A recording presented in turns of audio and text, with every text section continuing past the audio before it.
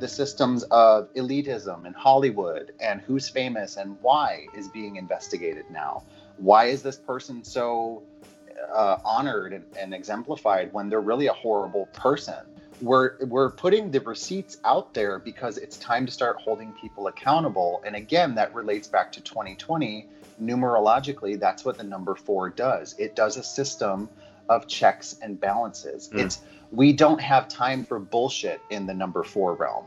We have to get things in line. They have to have a place and a system and a time to be dedicated to. And then you move on to the next one and you fix it.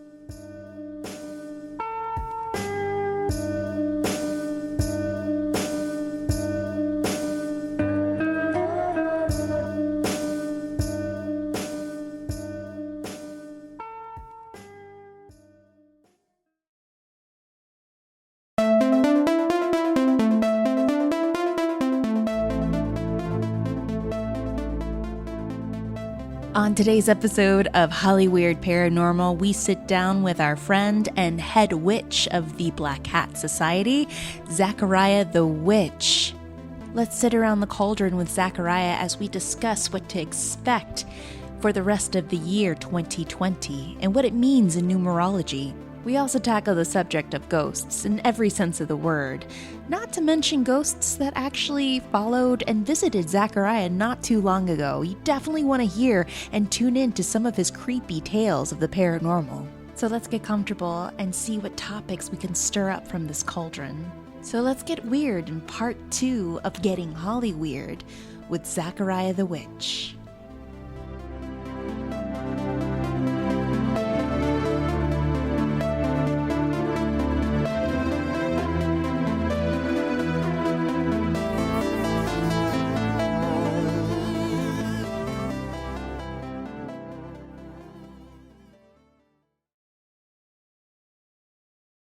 Hey boo, hey guys, welcome to another wonderful episode of Hollyweird Paranormal. This is going to be our part 2 of Getting Hollyweird with our friend Zachariah the Witch. If you haven't listened to our part 1 of Getting Hollyweird and speaking all things witch-like and spooky with Zachariah, then I highly recommend that you stop this episode and listen to that. It's a few months back. It's a really great episode. We got a lot of wonderful downloads and responses based on that episode, Zachariah. Wonderful. And yeah, so for those of you that don't want to go back to that episode, you want to reintroduce yourself? My name is Zachariah the Witch. Thank you for having me back. I have been should I use the term professional? I've been a practicing a practitioner of the occult and paganism and a witch, a person of the craft for over 15 years now. Mm-hmm. And I run the Los Angeles Black Hat Society, which is a collective of pagans, non-pagans, magical and non-magical people coming together to learn about magic, the occult, about superstitions, and just, be around people who are spooky and odd. And, we have an affinity for Halloween and all those things that people want to talk about. Meaning if you're weird, then you're welcome. But in this current update about myself, I'm still practicing. I still take clients. I do readings. I use numerology, tarot, oracle cards, my own intuition. I channel spirits. I'm just really growing and learning a lot about myself right now and learning how to expand and broaden my horizons as much as I can. And I want to help other people see themselves. And it even says on my website, maybe you'll see yourself for the first time. And I want people to have that hope in their life. So always, every time you do a reading for me, it's such a refreshing and reflecting experience. Wonderful. Because I always go back to, myself. I'm like, okay, I need to correct this, or I need to really look deep into this. And guys, if you ever have the chance to get a reading from Zachariah, do so. Obviously, contact him through his website. Send a message and set up something. It's worth it 100%. You've done even a reading for my sister, and she was just she felt so much better. She's in Albany now. She got her house. It's so wonderful. I love It's that. amazing. So yeah, she's adjusted pretty well. She's gone through a little hiccups, but she made it. And Predicted. it's predicted indeed. She had a few hiccups, but now, I mean, she got her Queen Anne Victorian. She good, girl. It's beautiful. It's a beautiful house. It is. It is. She's happy. She's adjusted. Also, you host something on your Instagram called Around the Cauldron as well. Yeah. So that's something that came from people encouraging me to talk more about sharing stories, and I'm really good at talking to people, apparently. So I've found a way to bring in an element from the Black Hat Society that we were going to call Around the Cauldron, and now I've just done it on my own Instagram, and it's a live stream where I bring in people from all backgrounds who practice different types of magic or are into the occult, or they might even be like a nutritionist or a health person, or I had a special effects artist come on this last week, Sig Neutron from the sci-fi show Face Off. You know, yeah, so I saw that on your Instagram. Yeah, so you have everyone. It's like I said, I really love, you know, a lot of these people in life that most would not look at in a way of like, oh, they're like the main character of this story. It's like, no, these people are colorful and amazing and full of magic. I truly enjoyed the one you did with Gracie Moon. Yeah, that was a heavy story. That was a heavy story. Me. That hit me. Both of your stories really hit a core with me, and I really appreciated that. I never shared the update on that story, but the sheriff that was in that the story that she shared, he is now being prosecuted on 4 charges. So yes, thank you, Spirit, for that. You don't mind sharing a little tidbit about that story so people can understand, like, you know, just the vernacular of it. So Gracie came to me. I'll try to keep it short. She came to me and said, I have a story that I've never shared. She went from Staten Island, New York to Clay County, Florida, which is right outside of like Brevard, Jacksonville area. I don't know how to explain it to people who aren't from Florida, but it's like on the East Coast and in between Orlando, and like it's around there. So just Google it. But Clay County is a very oppressed and racially tense place. And this sheriff, I can't remember his name right now, but the sheriff there, he had all this controversy of being a bigot and a racist. But the crazy part is that he himself is an African-American man.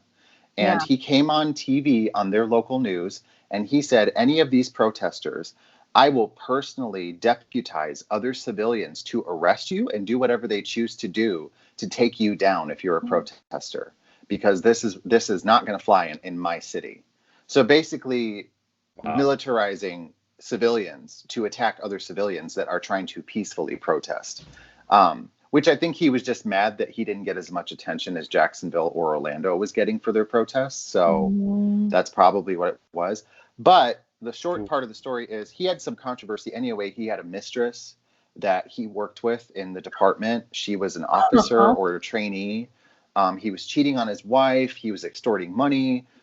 It's just this whole crazy story. And Gracie shared it and was like, I don't want to draw attention to myself. I don't want any of this coming back on me. And I was like, it's not going to come back on you. It's just the story needs to be told as to like why you're raising money to get out of where you are. So if y'all are interested, look up Gracie Moon. She has a GoFundMe. Yes. She's still trying to get herself and her kid out of that part of Florida. Yes, so she's trying to move to, I think, to California, or I think Nevada. I'm not sure, but she's trying to come to California. She's keeping it anonymous, but she's trying to come to California. Yeah. Not specifying where, but where, you know, yeah, of course.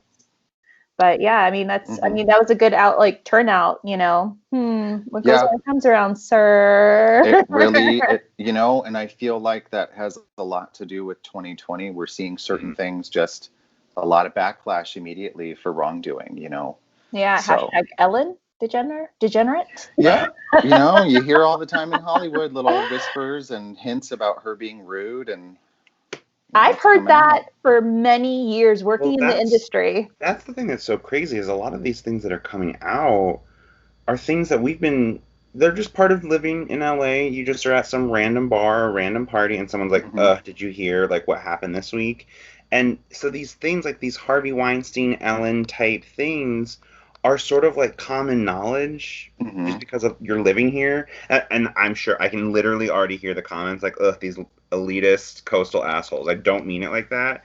It Mhm. just is a fact. You live in this city, and like the rumors that are then broken years later by like TMZ, you're like, yeah, we already knew that. Like We already many knew that, times, yeah. Yeah. they'll be like, so and so just came out. I'm like, oh, I already knew that. Like, Yeah. that was like already a I thing. mean, it's not, I'm not lumping Ellen into this category, but it's the topic, when you get on topics of things that are happening in Hollywood that everybody's kind of known about for years. It goes into the Weinstein stuff. It goes into, it's not just Hollywood. Now it bleeds into political atmospheres where you have people like Jeffrey Epstein, who supposedly hung himself. We're in a state where there's a lot of suppression of information. But the majority of us, if you look online, and I'm not talking about QAnon or these conspiracy people, I'm saying like real people who are in these environments or in these situations, who have been victims or who have been at peaceful protests or who have been in the industry for years. You have people who are witnesses or in line directly with, some of these tragic stories of, this guy was a pedophile and a creep, and he tried to turn this into a casting couch, or there was rampant racism in the workplace, but nobody talked about it. It's just the way that this person was. And it's like, people talk about this stuff, but now I feel like because of social media, because of the ability to upload anything on your phone, the new trend of keeping receipts as it is, that's why a lot of this stuff is finally coming to light, because people are leaking these screenshots and these receipts, and they're showing like a log of data of this is the timeline of how long this person has been doing something. Yeah, absolutely. It's like a reckoning. It's not that this just started happening. Like, why is this happening all at once? It's like, well, it actually hasn't been.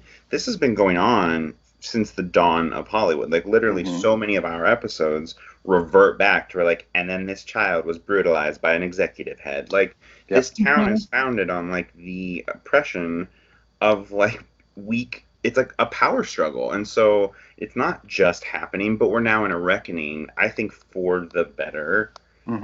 Like, no, you cannot get away with these things anymore. We will not just let these happen in the shadows, as it were. Yes. So it's just this very interesting sort of. I think that's kind of like Tammy when we were talking. Like, what should we talk about this week? I was like, well, when we talked to Zachariah the first time, and he talked about like his thoughts about the upcoming year of 2020, and now we're so far in it. Yeah. I mean, we literally are over the hump, but we still have so much more to go. And we're in this like really intense like cultural vortex of like there's all these reckonings and like coming to terms with like who we really are as a society. Like, this is it. You can't look away anymore. Exactly. It's like the ghosts of our past are coming back to haunt us. Big time. Yeah. I'm glad that you're saying the ghosts of the past, because Tammy and I separately, that was something that kind of just came to be, was there's so much that we've ignored for so long. And it is like ignoring a ghost that's always been there. I think of California, I think of America as a whole when it was just the Americas. And it was, California itself, or Altadena, Pasadena, places where you have different indigenous peoples that have lived here for centuries. There was a book that I was reading, The Indigenous Peoples America, and it talks about how by the time of European invasion, a lot of indigenous people had obviously already been occupying and shaping America itself as a whole. So they were learning how to cultivate, they were learning how to farm, they were using fire to change the forest line, they were accessing water and diverting it to their homes. They had communities established, they had government systems established, they had religious affiliations established. And then you have these strangers, these aliens that come here, and they want to stick a flag in the ground, and they say, well, this is ours now. Thank you. And it's the history of California itself, and how so many freeways, just like when we started to map America, rivers were used to map dividing areas and what belonged to whom. And then when we modernized the world, we started building freeways to separate the rich from the poor, and different classes, so to speak, from other classes, and to not have access to different neighborhoods. I mean, the fact that we redlined so many things throughout Black history to prevent African Americans from purchasing land or their own home. I lived in a house in Altadena that became a duplex that during the time of the Japanese internment camps, this young man at the time, a Japanese owner, he owned this house and it was taken from him by the US government and he was put in a camp. Mm-hmm. And who saved his house for him and bought it back so that he could have it when he got out of this camp? His Black friend. Wow. And you know what they still do together? They still walk around the Rose Bowl path together to this day because they are friends. But it's crazy when you think about the fact that so many immigrants have come here peacefully, looking for freedom, looking for safety, looking for hope. But the very foundation of our country is built on terror, genocide, disease, rape, criminalizing, and trafficking children. It's really dark here. So there are a lot of ghosts and a lot of pain and a lot of trauma here that we've been ignoring for, like, I just got goosebumps saying all that, but there's I just got it too. There's a lot that we've been ignoring for a long time. And now we're in the age of enough is enough, because we got plenty of receipts. If you want to get technical, plenty of receipts and the power of social media. So I mean, it is definitely powerful. And I mean, that's what I always express too. And the miniseries Chasing Ghosts, it's like, what are we really chasing here aside from something that we think is supernatural? We're chasing the past because the past is echoing something that is calling us in some weird way. And, we chase it and, try to listen to it and try to, I guess, process it, of course. Yeah. And it's something too that has also been brought up in question. And I read an article about this on the New York Times, but I mean, you can even tell us your opinion about this too, Zachariah, but a lot of people have been feeling too, like they've been going through a lot of like manifestations, supernatural manifestations of what they appeared, or it may seem to be their house is being haunted by entity, or it could be something psychological. Like, what is your takeaway from that?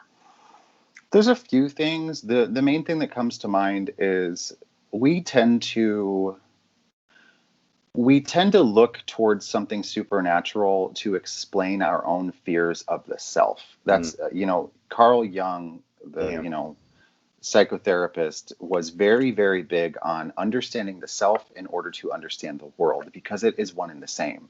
What you do to the earth, it does back to you. What you give, you also will end up receiving. What you understand about yourself, you can then understand about things that usually make you afraid in the world. So a lot of people that'll be skeptics and they work super hard all the time and they're never home and they don't appreciate their environment. They don't appreciate their families. They're always gone. Now they're all stuck at home.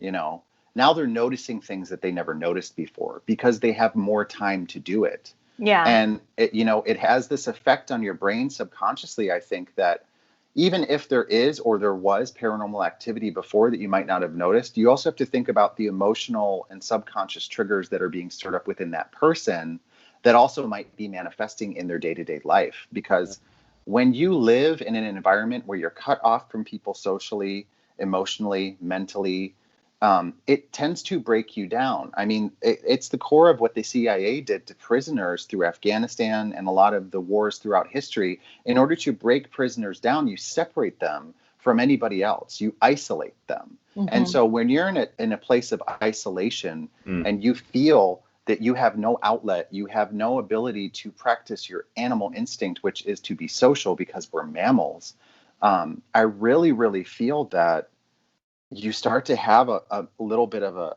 break in your mental state. And that can really stir up a lot of things that you might deem supernatural.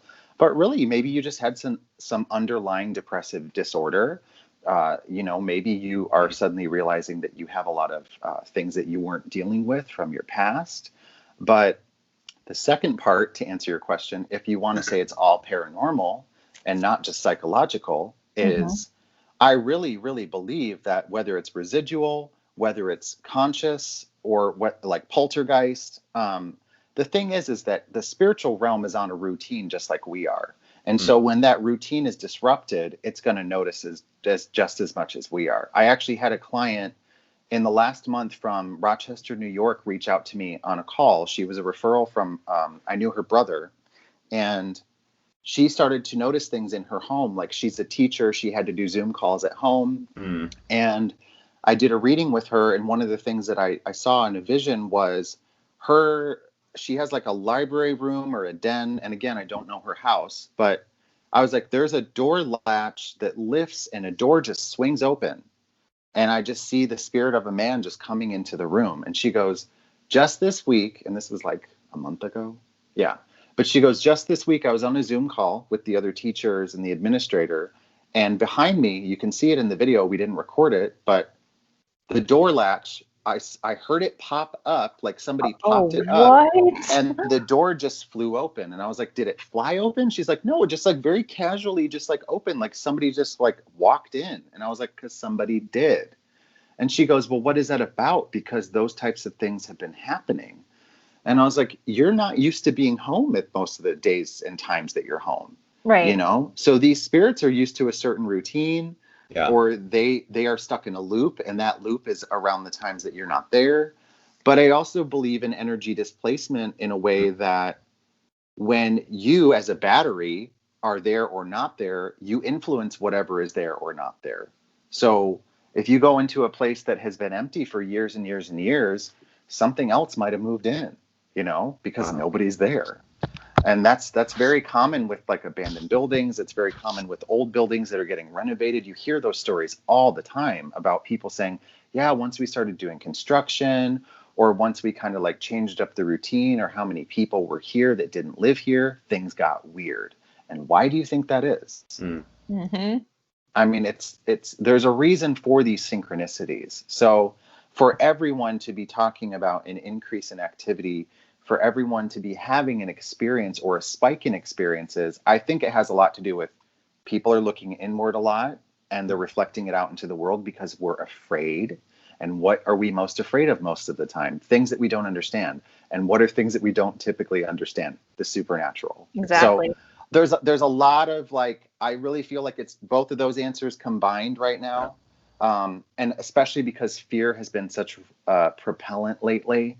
It's been really, really influencing a lot of people's lack of decision making or capability to just fucking wake up and take a shower. You know, fear is very crippling, and it's kind of got a way of being parasitic, in my opinion. It's got a way of eating away at you until you just lose momentum.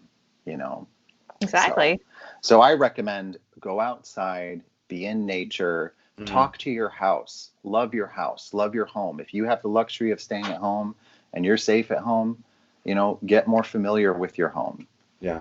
You know, have more of a relationship with your space. Keep it tidy. Yes. It really helps in order to keep a lot of those negative experiences at bay. Give it a good limpia, you know? Yeah. It really does help. It really does. Yeah. And I mean, that's what I recommend too. I've been doing that as well. Just taking a shower, just creating new routines, getting out of the house, even to go grab a cup of coffee. Make sure you wear your mask. I'm going to interrupt you really quick. When I was talking in the last couple of sentences, I heard something in, I think your house, Tammy, but there's nobody home with me. You heard There's nobody home with me right now. And I heard footsteps. So I'm like, hello. Oh my god. I heard something knock on the left side of my room. Yeah. So I was like, I'm not gonna pay attention to that right now. But I made a joke with my friend Bobby in Arizona. We used to do a lot of spiritual work together. She's like, Zachariah, every time you talk about this stuff, weird shit starts happening. And I'm like, that's great. I love that. Yes. Let's talk about weird stuff. Something recently happened to you that was very weird. You sent me pictures. As a preface to guys, like we are going to change the names of some of these individuals out of respect, but Zachariah sent me some pictures via Instagram. You didn't have to even put the arrow in that picture, Zachariah. I wasn't sure. I wasn't sure. I saw it. Like, I was like, girl, I see that. I see that in the smoke coming out of the flames. I see a face. And then I saw the blue mist. Yeah. But Bryce, I'm going to send you these pictures so you can see it. All right, as Yeah, Zachary is I'm going to tell the story. casually. So I'll give you some backstory here. So a year ago, it's pretty much been a year ago as of this month, because we were talking about it. I have one of my girlfriends. I was working an event at a bar in Hollywood, the Canary Bar, or whatever it's called, and it was like this rock and roll party. And they asked me to come and be a reader out on the patio. And it was at this party where I was doing readings for people that I met quite a few people in like the music industry. But one of these people was this girl, and she sat down and she was very friendly and pleasant. And I immediately felt a connection with her, which is, kind of out of the norm most of the time with clients or people who are getting a reading from me. I'm usually just there to do the service and that's it. But with her, it was like we just vibed. And she asked me, because I had 3 other people ask me that night if I channeled those who have passed or deceased loved ones. And I told the other people no. But for some reason with her, I decided to say yes. I said, well, yes, I do. And I can. She goes, could you please try? I would really appreciate that. And of course, she didn't tell me anything about who she was trying to contact or the context. And I immediately wanted to cry, and I had goosebumps immediately the second I started to open myself up to channel, and I saw flash images of a few different things. At first I thought, okay, I'm seeing imagery of like musician stuff and band stuff and rock and roll, like kind of guy, because of the other people I've been talking to. It's just maybe it's environmental influence, but I just start spouting off at the mouth what I'm getting. And she's blank faced, not giving me anything until I give her specific information. And I say, okay, I need you to validate this for me. I was like, I see a man standing by a motorcycle that's fallen over, and it looks like it was pretty banged up. And he's pointing at it, and he goes, she'll know what I'm talking about. And she gets tears in her eyes, and she goes, oh my God, that's my friend. That's who I wanted you to channel. Wow. And he just died in a motorcycle accident. Oh. And for the sake of privacy, we'll say that his name was Larry. So Larry, really nice guy. And I was like, he has a very dry, sarcastic sense of humor. And I told her, I was like, he reminds me, like he and I have a very similar humor. And I heard him say to me, like, that's why I'm talking to you, which is still funny to me. So she was like, oh my God, what else? And I was like, he said that there was something that was supposed to be yours. He gave something to someone to give to you. And he wants to know why you don't have it. It was like a trinket or something of his, that like a piece of jewelry inside of like a box, which to me is like super specific information. And she goes, dude, what the fuck? I gave something that a relative of his gave to me, and I decided to give it to his girlfriend because I felt uncomfortable keeping it. But it's like this little thing inside of a box. And she told me what it was, but this was a year ago, so I can't remember. But I was like, well, he's like, that was supposed to be yours. Larry's saying that you were supposed to keep that. So long and story short here, as we fast forward from a year ago, this girl and I, we're good friends now. She came to my housewarming. She's a good friend of mine. And most recently, we had a socially distanced fire pit moment here because we're still in the pandemic, y'all. So she hung out in my backyard and we sat around the fire. And before she came over, I felt Larry's presence again. Wow. I don't normally get visitations from people who have channeled before. They never come back to see me. Usually they have one message and they move on. But he's popped up twice now. Wow. Before this instance. So it was first time I channeled him, and then another time, and now this last time. And I was at home, I'm putting logs in the fire pit, I'm getting it ready, and I thought of him. And I laughed and I was like, dude, are you here right now? And nothing. So I felt nothing. It was the middle of the day still.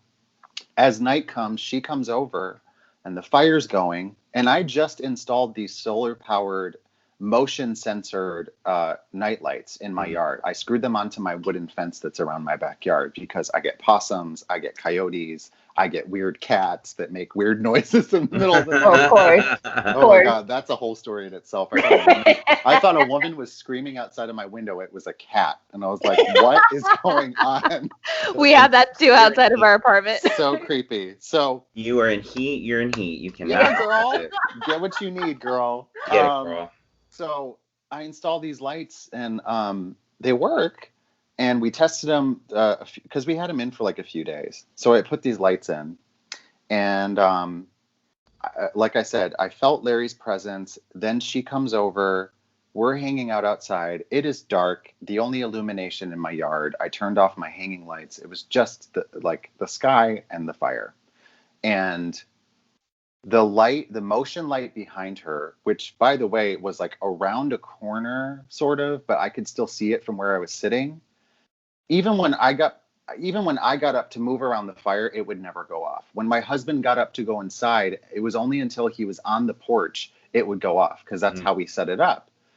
But I tell her, hey, by the way, before you came over, I was thinking of Larry, and he popped in my head. And she goes, that's really weird because I went on a date yesterday and the guy took me to the sunset spot where I went with Larry before he died because he liked to watch sunsets. But the guy that I went on a date with didn't know that that's where Larry and I used to go to watch the sunset. Oh my gosh. So there's one like, holy shit, direct like communication. And I was like, do you feel like he influenced that guy to choose to go to that random place? Because the guy said he had never been there before. And she was like, yeah, I kind of thought so. And I was like, well, let me tell you this. I've been thinking of him since before you came over.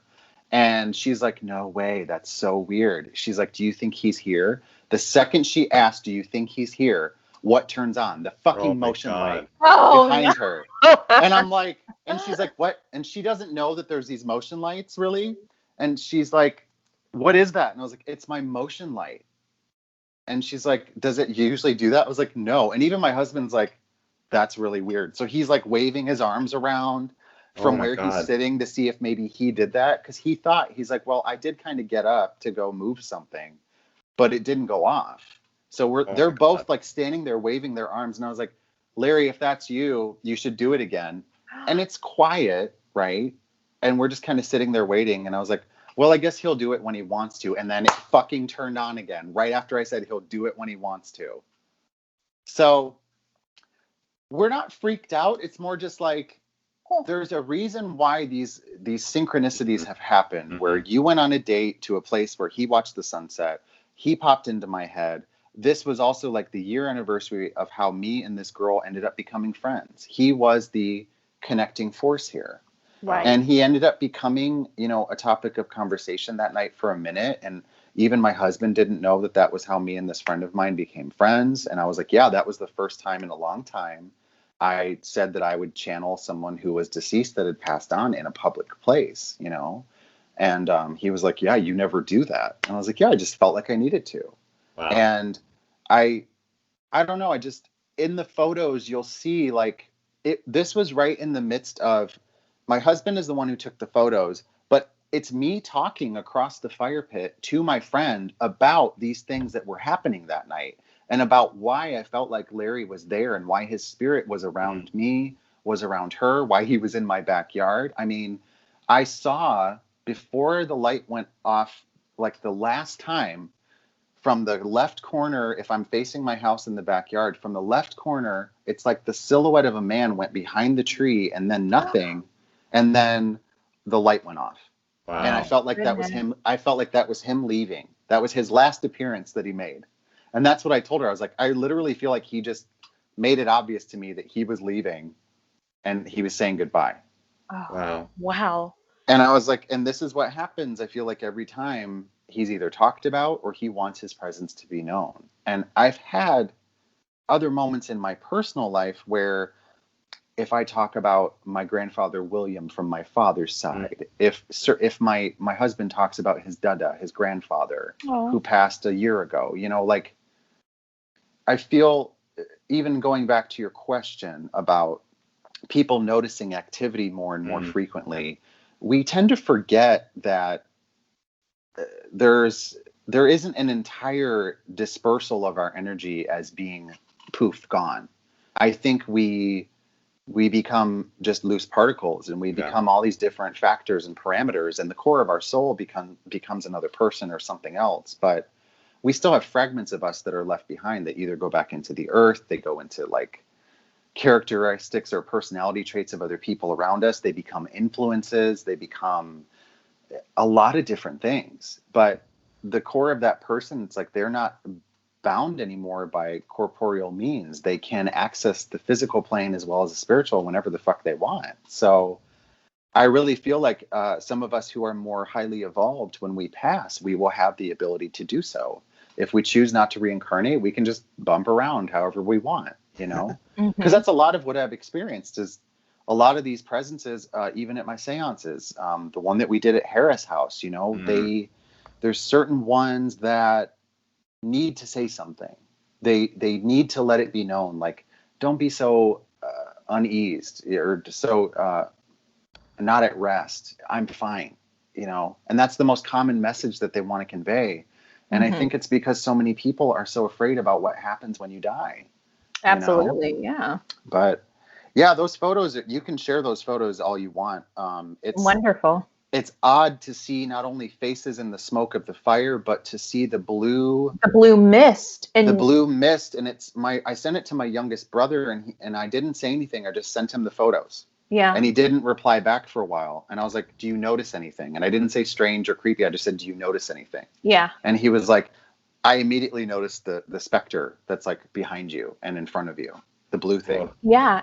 And the good thing that your husband did too, when he was taking those pics, is that you could see in a couple of frames. Yep. There's nothing. There's nothing. And then the next picture, it's in front of you. And then the next picture is in the back. And when it comes to flame and light, it would reflect something a little more golden or white in pictures. But this was blue. Well, the thing I've learned too with debunking photos is when I was on a ghost hunting team, if you ever took photos near a fire, a lot of the time it will inverse the image of the flame. So it'll look like an upside down version, or it'll look askew to the fire, like a solar flare almost, or like a lens flare. But it's still the same shape of the fire. Whereas this blue thing and these other odd imagery in the photos are not shaped like the fire at all. They have their own presence. Yeah. But I mean, I even remember when he sent me the photos, he airdropped them to me, and I'm like, what are these? And I was like, wait, what the fuck? Because I got creeped out. I was like, I remembered this part of the conversation because I'm holding the fire tongs, I'm laughing, and we're talking about her friend who died a year ago, and that was how we met. And I was like, it was pretty casual. Coincidental is it? That those things would appear.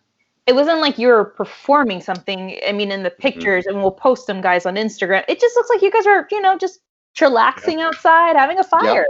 Bryce, have you seen did you get the pics? I'm looking at them right now. Yeah, I was looking through them in order as you guys were talking about them. And like you said, it's just so interesting to see that, we've all been around a campfire where you're like, the smoke is following me, or like all of those things. Like, this is moving atypical to like what it would seem a fire would be doing. Absolutely. Especially as you're like poking it and like stoking the fire, like things to be like on your shoulder, in front of your face, like in the above part of, like, it's not. Yeah, it's like because even the depth of it almost looks like it comes from back towards the back of my garage, and then it gets close, and then it goes behind me. Yeah, it's very the placement of it was very strange because I looked at it dozens of times now. I'm like, this is really weird. I mean, even though I work with spirits, you guys, they still creep me out sometimes. I'm just like, can you not do that? I can't imagine what that would be like. Yeah. I mean, if it was the ghost of Rock Hudson, Bryce, you'd be totally fine with it, right? As long as, it just depends. Totally. Yeah, that's what happened to me when I went to David Oman's house for the second time. I'm going back there tonight for his live stream. Lord. Yeah, but I had, I felt something kind of a little weighted on my chest going in and out of his house. And then on top of that, towards the end of my investigation, as you guys hear towards the end of Chasing Ghosts, something kind of like one instance, like it felt like someone ran their fingers through my hair, like from the root of my hair to the ends. And it felt like there was a hand on my head at one point. And that was unusual. And that's actually the second time that I've had something like that happen to me there. Yeah. But it was heightened that night, especially on that specific night, which was like, I believe it was, almost the 51st anniversary of the Sharon Tate Manson murders. But even my friend that was with me, he kept on seeing an image of a man and a woman, and the man we believe was his grandfather, trying to communicate with him. And the woman was connected to his girlfriend that was also with us, who was a grandmother that passed. So yeah, I mean, they're around. And well, do you remember what we had talked about this before, where I said that people tend to be more haunted than places. So yes, you might be going as a guest with Tammy and Hollyweird and Bryce, to go to the Omen house, but you still don't sometimes know what you're bringing with you yourself. So I mean, that when I listened to that episode, the most recent one, I was kind of like, yeah, that makes sense. When you're going and you're looking for something paranormal, you might not realize what you already have around you that is paranormal, that's been trying to contact you. Yes. And now because you're open to it, they're like, hey, by the way, you're in this haunted house, but we're also here. David jokes with me about that. He's like, don't forget to bring your ghost, Tammy. I'm like, what? Yeah, because that usually is what will happen. I mean, it happens every time at a seance at a haunted location. People are like, what about the spirits of the people who used to own this house? I'm like, most of the time they don't want to talk to you because they don't know you. Right. But you're going to get some relatives and some people that'll come forward. I mean, that's the true. seance that I did at the Black Sheep Gallery, was it 2 years ago now? Jeez. I think it was over a year ago now. And the spirits that came forward were all connected to the people that were there. None of them had anything to do with that building or the city of Burbank at all. They were all connected to people that were there. Yeah. And for me as a channeler or as a medium or whatever you want to call it, that's usually the hardest way to do a reading, is when it's a bunch of people lining up behind me to have a conversation with all these people in this fucking room. And I'm like, I'm only one person. Yeah. There's only so much I can do. Yeah. It's that BBC show. I don't know if anyone has seen it. It's on BBC and it aired a year ago. It's called Ghosts. And this girl has this accident. She buys this house that is already haunted by all sorts of ghosts that lived there for centuries.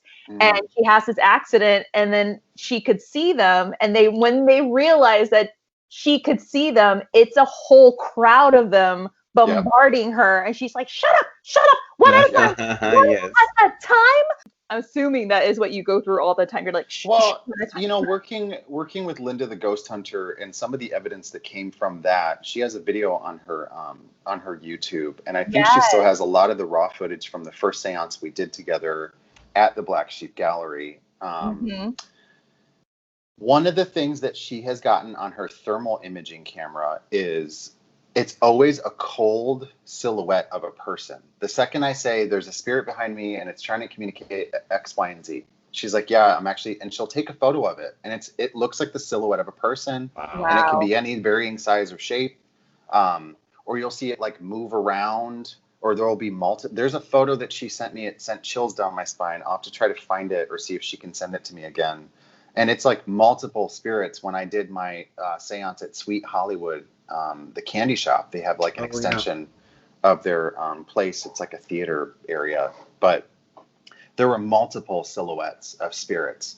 And the activity spikes were insane. But Linda was like, Zachariah, this is the first time I've worked with the psychic, and what they're saying is also being backed up by my equipment. And I was like, that's good to hear. but it's also fucking scary. So, right. Creepy. Once again. It's a little creepy. It can be a little creepy sometimes. Yep. Yeah. Totally. Hollywood is definitely haunted. I mean, when people ask me, what do you think are the top 5, one of the top 5 haunted cities, I always refer to Hollywood, of course. And of course, New Orleans and Savannah and St. Louis. I always go towards those other cities, but I always, Hollywood always comes to mind. And, that's something that, I also unearthed going back to Chasing Ghosts in the first episode with the apartment building that was originally built over the site of a famous funeral home that prepared the remains of famous silent film stars. So it was, like we said before, layers and layers of history. There are so many layers of things that we have just paved over and put a new building on top of, Yes. and there's so many memories that have been lost but are still echoes of our time and where we live. I mean, when I think of the silent film era, I think of the fallout of when the talkies became the status quo and all of those actors couldn't translate their silent film art and talent, and they were no longer booked to do major movies. They lost their contracts. Yeah. They fell into disparity, And I mean, there's been a lot of transitions like that, especially in Hollywood, where it's like you got to adapt or you die. You get chewed up and spit out real quick. I love a moment like that now. I think we are living an historical moment in terms of the industry. Like, you're talking about adapting, and we're watching people lose their preeminence as the industry no longer has use for like their one specific thing. Yeah. Oh yeah, the industry will never go back to that. Like, it just won't. No. There's also a level of, I think, people are starting to realize that quality is something that should be appreciated. Yes. We're starting to see that a lot of the arts and entertainment, art in itself is in many ways a spiritual and emotional investment for a lot of people. So if, I have a very hard time, and this is my point, is I have a hard time investing my emotional and spiritual energy into something related to art if it stems from a person who's fucking racist, like maybe their art is good, but once I find out about the core of who they might be and a projection of where that art might be coming from, it's kind of like, ew, I want nothing to do with that. Yeah. And I mean, I recently was curating and managing an art gallery in Burbank, and once the pandemic began and once like everything was shut down, it was like all the dark and spooky artists that I was trying to support. It's like I worry about where they're at right now, because they're in a small subgroup or a margin of the art world, and it's like I'm watching a lot of them adapt, and I'm watching a lot of them be like, you know what, I need to brush up my website anyway. I need to promote myself better. And I think that's like where we're kind of in this like weird mental, emotional, and spiritual warfare right now. It's with ourself. It's with our government, which is corrupt. It's with our gender. It's with our race. It's with our different religious beliefs. It's like everything is coming to a head. It's like America has become a giant zit on the planet, and it's ready to pop. Yeah. And it's full of pus, and it's disgusting. Yeah. And I'm trying to, do the best that I can to continue to do good works and be around good people who uphold the same virtues and standards as I do. Because when the shit hits the fan, like it already hasn't, but when it really does, we need to be ready and have a safety net and have strong people who are going to make the types of changes that need to happen.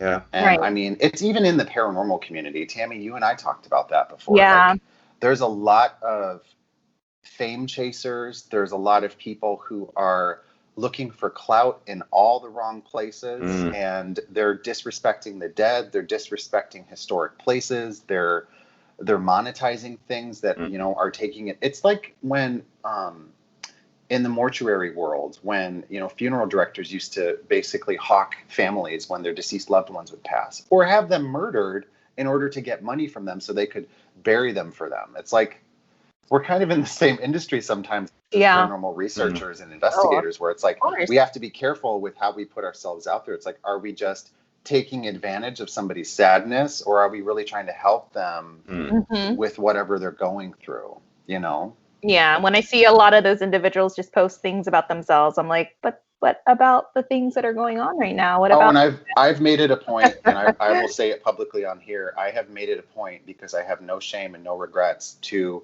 call some of those people out. I have personally messaged some of them. I have had an hour-long phone call with a few of them. Some of them have unfollowed me. Some of them have blocked me. But we're just living in a time where no matter what your job is, whether you're a psychic, a witch, a spiritual advisor, a researcher, a seamstress, a model, you work in a doctor's office, no matter what it is that you do, you should constantly be holding yourself accountable to a higher standard that doesn't just fucking benefit you. Yeah. You have to look out for everybody around you, you know?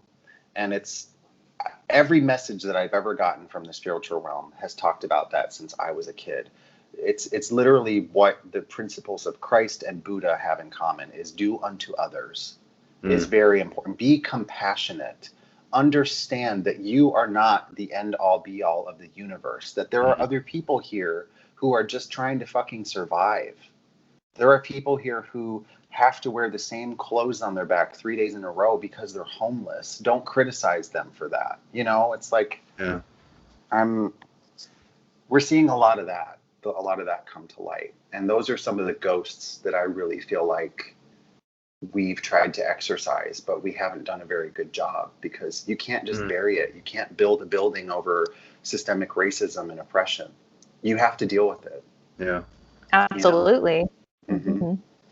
What do you feel, or I don't know if you've read this in your cards or seen this in your mind, what is to come or what is to expect for the rest of 2020, you believe? 2020, as of last year, 2019 in August, I did a numerology report and I pulled some cards, and it makes sense that numerologically 2020 is the year number 4. It adds up to the single digit of 4. But also, if you look at 2020 in numerology, there's 2 sets of 2s and 2 zeros. The zeros represent chaos and disorder. 2s represent unity or partnership. And I fully believe, before you break it down into a single digit of adding 2 and 2, that just that energy itself says a lot about marrying the past with the future. That's why I think the phrase hindsight is 2020 is so very accurate, is that there's a lot of past and future relation here. But the problem with the 2 zeros is that people are not living in the present. They're whining about what used to be, and then they're having fear about what will come. They're not here. They're not here and now. And so what happens is when you add the 2 and the 2, it creates the number 4. The number 4 has a vibration, and I said this back in August, where the table basically will be flipped, that the structures of government, the economy, the things that you used to feel comfortable about, like your mortgage or your rent or your job, it's all getting uprooted from you, and you have no control over it. Because number 4 represents systems, order, and analytical and logical thinking. So when you have layers of chaos in between and layers of unhealthy partnerships like Trump and America, while they might be the best fit astrologically, according to some of my astrologer friends, for our nation as a whole, for the heartbeat of our nation, it's a toxic, narcissistic, and empathetic relationship. So these numbers that I wrote down in August basically are showing that we are on the precipice of a great change. And sometimes those great changes do not come without great losses. And think about how many people we've lost. Think about how many people have died from this pandemic. Think about how many people are losing things, not just their health and their well-being of their lives, but they're also losing their homes. They're losing their jobs. They're losing relationships that they thought were healthy and sound with family members because of so many fucking disagreements and infighting and class wars. And we're finally getting to a place where the systems that have been established of a capitalist society, that is also being upended and being put under a microscope very aggressively. The systems of elitism and Hollywood and who's famous and why is being investigated now. Why is this person so honored and exemplified when they're really a horrible person?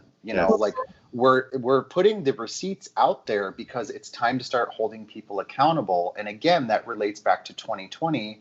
Numerologically, that's what the number 4 does. It does a system of checks and balances. We don't have time for bullshit in the number 4 realm. We have to get things in line. They have to have a place and a system and a time to be dedicated to, and then you move on to the next one and you fix it. But because we're dealing with this as a globe, we're seeing the other structures that are falling apart is like everything biological. So you have an illness that's being spread through a pandemic. You have natural disaster increases. You have, I mean, those are the main two things that I can think of right now where it's like, those are things that we cannot control. Those are things that we're watching it happen in horror, you know, from a distance. My prediction, though, for the rest of 2020, God, it's so heavy thinking about this shit. The rest of the year is really like, it's going to be pretty much this. I mean, we are not living in the present. Just like I said, we are in that system of those 2 zeros. We have so much chaos happening around us.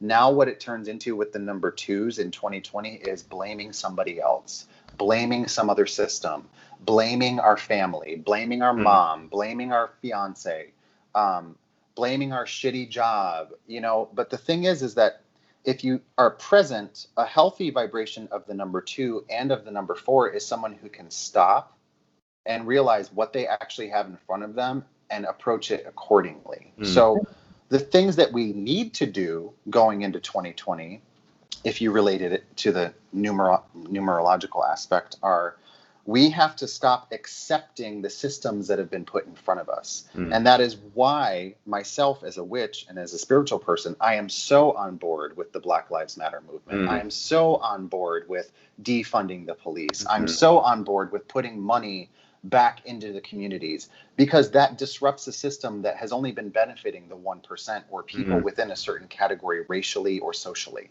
So that's actually what we need to do. That is how you actually, in a healthy way, embrace chaotic energy. Because chaotic energy is very much like the Tower in the tarot cards, which is the card that I pulled for this year. And that's fucking scary. That is a scary card. But it also means that things can be rebuilt, that you cannot avoid the destruction and the downfall, but it gives you hope because all the materials that you need to rebuild will still be there.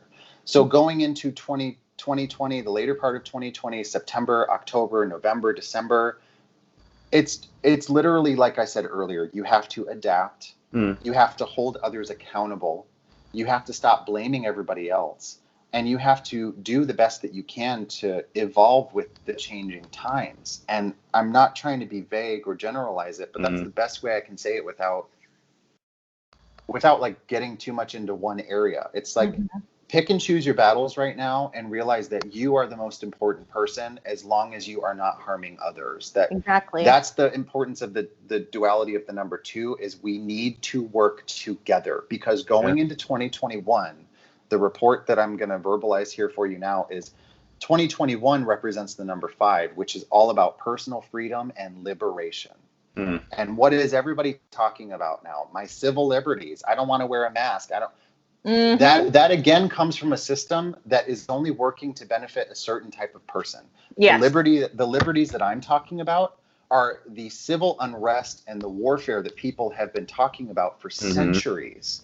The fact that we have these ghosts that we are not paying attention to in this country, that we are building buildings on top of, that we are suppressing the information, that we are oppressing the people that are the ancestors of those people.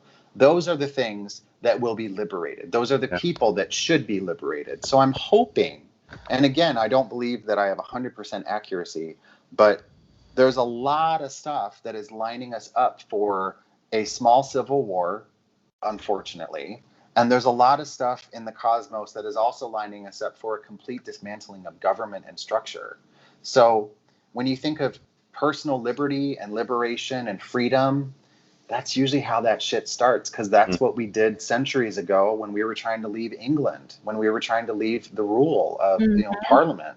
And it's history has repeated itself. 2020, just like 1918 to 1920 something, they had a pandemic as well, and there were fucking idiots that were like, I don't want to wear a mask. There was a whole community. We spoke about that, in our Spanish influenza episode. The parallels are genuinely terrifying. It's like you could read a newspaper from 1918 and change the date, and it would not even be a caricaturization. It would be a completely applicable news article in today's media. You're like, oh, so we haven't learned anything. Like, straight up, in a century, we did not learn a single thing. And then we're like Yeah. scratching our heads being like, why is it not working?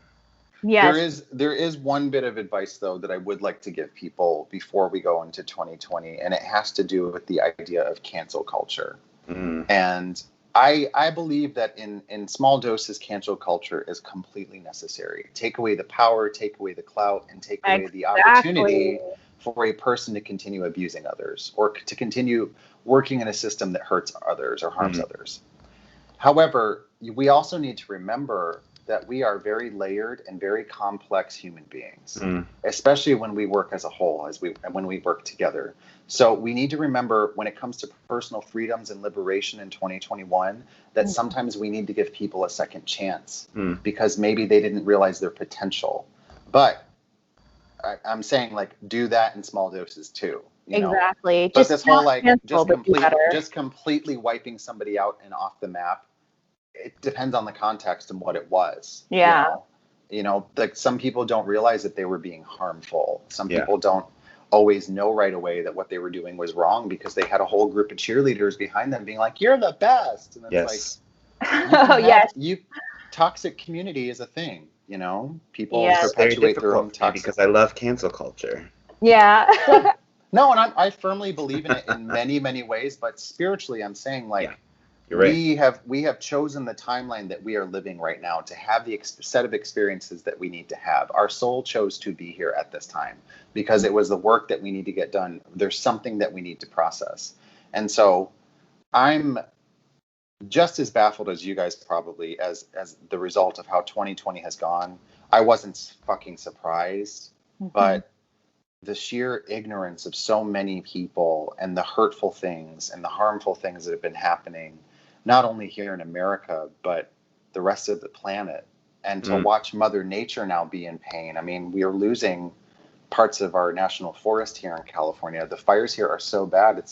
We're actually asking Australia for help, you know? So we're getting to a place now where it's going to break. The table has been flipped. The dice have been rolled, and we just need to hang on. So that's my long summary of where we're fucking headed. And you know, be careful with what you do with your energy, especially when you are seeking spiritual counsel, when you are looking for alternative sources for comfort.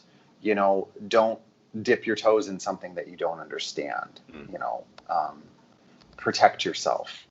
Go outside, touch the earth. You know, there are simple things that we can do that we need to do. Again, personal liberation and personal freedom also has to do with changing the systems that we live in. So if you're the kind of person who wakes up every day and you immediately have your face in your phone, that's a system that you need to liberate yourself from. You need to change certain patterns in your own life in order to see an effect and change in the outside world. You have to work inward in order to work outwardly. So I feel that because I feel myself doing that more. Like I get more comfort with my phone, and I'm working so hard to not do that. Be more present, you know, be more present for my husband and for my animal, my dog, everything, to my ancestors and everything else. So there was a thing I was reading. There's a book I just read about many lives, many masters, and then I got off on some other book. I was like cut over to something else. I read a lot. I'm a nerd, but one of the things that I read was, you know, the most successful people are the people who chase after happiness, not the people who chase after dollars. Because happiness has so much to do with allowing others to also thrive around you. It's not based on greed. It's not based on control. Happiness to its core comes from love. And so when you are really loving who you are, when you are really loving and showing gratitude for what you have, it usually will ripple effect into everybody else's life. If you're a selfless person about it, you know. So chase after little moments of happiness if you can. That's the best place to start, where it's like, stop looking at the devastation and destruction. See what you can actively do to impart some happiness in somebody else's life. Put your money where your mouth is. Donate some money to a cause, you know. Go out and volunteer. There's still food kitchens. There's so much that we can do. We just have to start in one direction and keep it to a place where we can still conserve our energy. Absolutely. Yeah. Absolutely. I 100% agree with that. Don't be an opportunist, people. Do the right thing, you know? Yeah, performative allyship is not cute. Okay. 100%. Well, thank you so much, Zachariah, for being on our show, for of course. your thoughts, your words, you know, for you. Thank you so much. Where can people find you? Where can people reach out to you? My website is www.zachariahthewitch.com, and my Instagram handle is @ZachariahTheWitch. I tend to do my series around the cauldron on my Instagram live stream every Monday, 5 p.m. Pacific time. But yeah, I'm usually online. I'm available through my website. That's the best place to book appointments with me. That's the best place to reach me. I will also be doing on September 12th, I don't know when this is going to air, but I will be working with the Witch's Brew and our offshoot show, which is an immersive online experience. I'll be the Master of Ceremonies for the Raven Society, and it's going to have poetry, potions, pendulums. There's going to be different, I can't say too much because we're trying to keep it hush-hush like a secret society, but go to witchesbrewla.com, purchase your tickets. There are different packages with different gifts that you can't buy for as cheap as they're being sold that are also included in the experience. The Witch's Brew has been a blessing during this time. It's a way for me to write and create, and that's also something I'm really grateful for, and I will express that as during this time I've been able to write and produce more stuff that I wasn't able to before the pandemic. So I'm super lucky and super fortunate, and I don't want to brag too much more. I might make people sad. They're all amazing. I mean, guys, just definitely check out his stuff on his website at ZachariahTheWitch.com. Make sure to communicate with him through that website, and definitely check out his Instagram, Around the Cauldron. I highly recommend that you tune in every week to those discussions. It's very enlightening. It's so reflecting. Of course. And I want to have you guys on as you two on as guests soon too. Of course. Let's talk about that. Yes, absolutely. Cool. Well, thank you once again, Zachariah, thank you so much for being on our show once more, and for all the information, food for thought, of course. Right? Do you have anything else you want to say? Nope. Your hair's been growing back really fast, by the way. Yes, I'm very hairy. Your beard game is strong. It's on point right now. I know. Great. Yeah. Here's the thing: is workplace professional looks really different when half of your face is hidden by a mask. So you're like, no, I don't have a beard. Yeah, it's the best, and you know, too, you just put some oil in there and make it real nice. But yeah, you know. All right, love y'all. Thank you for having me. Thank you so much. Thank you so much. All right, bye-bye. A huge thank you to our friend Zachariah the Witch. Thank you so much for being on our show once more. Be sure to support and follow Zachariah the Witch on Instagram at Zachariah the Witch. Tune in every Monday to his live chats around the cauldron, and for more information on the Witch's Brew. If you want to set up an appointment with Zachariah the Witch for a reading or get your cards read, or just talk about numerology, then you can definitely find out more information and set all that up on his website at www.zachariahthewitch.com. And of course, we cannot say thank you enough to our patron members. Without you, this episode wouldn't have been made possible. Without your support and your donations, thank you guys so much for everything that you've done, especially these past couple months. We truly and wholeheartedly love you to death. We want to say a huge hello and welcome to our new Patreon members, Jennifer, DeLeon, and Kay. You'll be getting your goodies in the mail very soon. And speaking of goodies, and being a bougie Hollyweird producer for this podcast, if you want to learn more on becoming a Patreon member, then head on over to www.patreon.com/Hollyweird Paranormal. There you can find out more information about the podcast, how to become a Patreon member, what Patreon is all about and its benefits.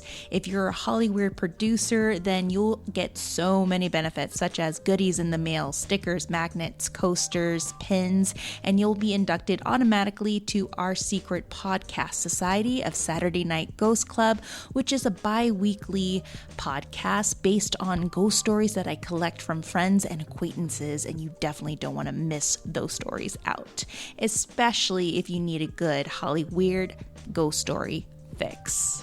You can support Hollyweird Paranormal for as little as $1 or more per month, or just for 1 month or 2 months, or however many months you wish to support. A little does go a long way, and we truly, truly, truly appreciate each and every one of you spooky boos for donating. You literally make Bryce's beard cry. If you want to learn more about Hollyweird Paranormal Podcast, you can head on over to our website, www.hollyweirdparanormal.com, and listen to past seasons and episodes, and even browse around our merch store on teespring.com as well. You can also follow us on Instagram and Facebook at Hollyweird Paranormal, and Twitter at HWP Podcast. If you wish to send us a personal ghost story for a Listener's Tales episode, which will be brewing up in the future, then you can forward that to hollyweirdparanormal@gmail.com. If you have a little more time to spare, we would really appreciate it if you go and rate and review our podcast on Apple Podcasts. It's super simple, takes literally a minute, and it truly does help our podcast out, especially us indie podcasters that are trying to make $1 out of 15 cents and trying to be a little more visible. You can also catch up with past episodes and seasons through Apple Podcasts, Google Podcasts, Android, Deezer, Spotify, iHeartRadio, Blueberry.net, Castbox, Stitcher, or wherever you get your podcast fix. All right, friends, till next time, make sure to take care of yourself, be kind to one another, and most of all, stay Hollyweird.